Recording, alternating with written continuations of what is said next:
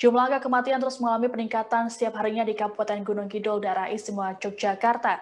Bahkan pada Rabu 7 Juli terjadi puncak tertinggi kasus kematian pasien COVID-19 dengan jumlah kasus 15 dalam sehari.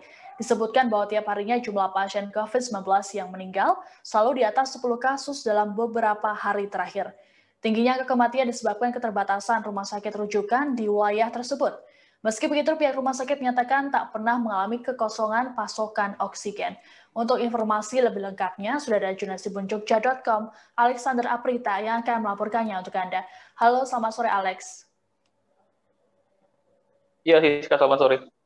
Ya, Alex, bisa dijelaskan bagaimana kondisi terkini dari tenaga kesehatan dan juga kemampuan oksigen di sana?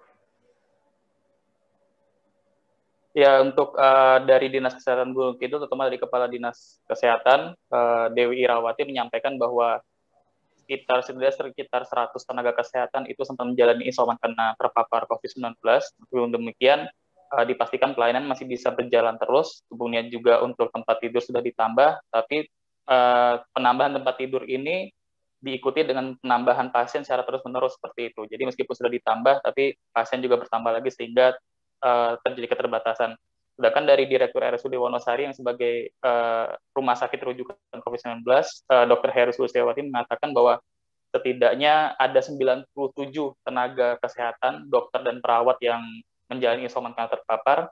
Adapun di antaranya sekitar 55 tenaga saat ini sudah kembali bertugas untuk membantu penanganan COVID-19 di rumah sakit. Demikian, Siska.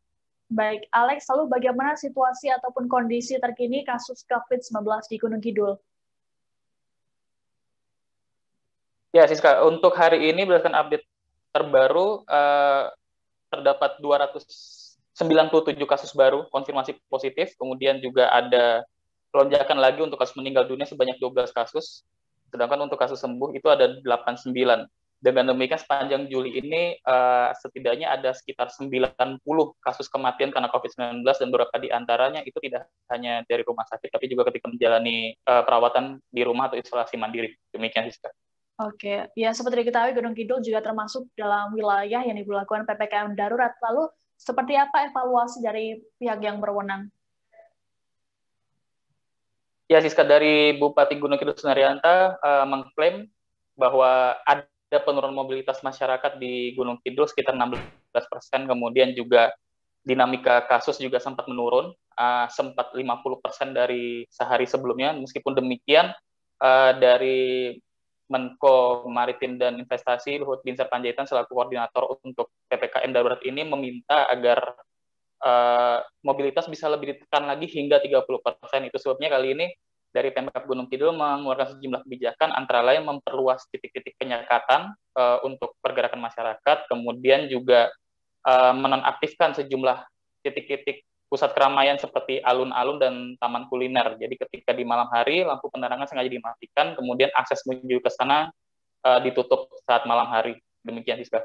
Baik, Alex, adakah informasi tambahan yang akan disampaikan?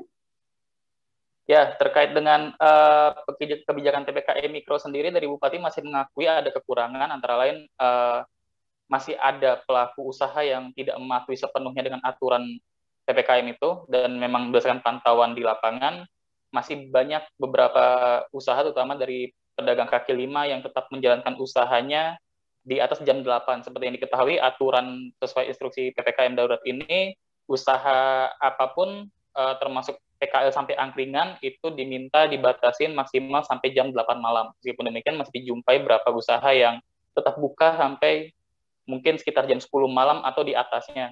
Itu sebabnya kali ini Bupati berharap pada masyarakat untuk bisa mematuhi aturan tersebut karena hanya bersifat sementara demi menurunkan kasus COVID-19 ini. Demikian. Baik, terima kasih laporannya Alexander Aprita, jurnalis Jogja.com. Selamat bertugas kembali dan selalu jaga kesehatan. Terima kasih sudah nonton. Jangan lupa like, subscribe, dan share ya.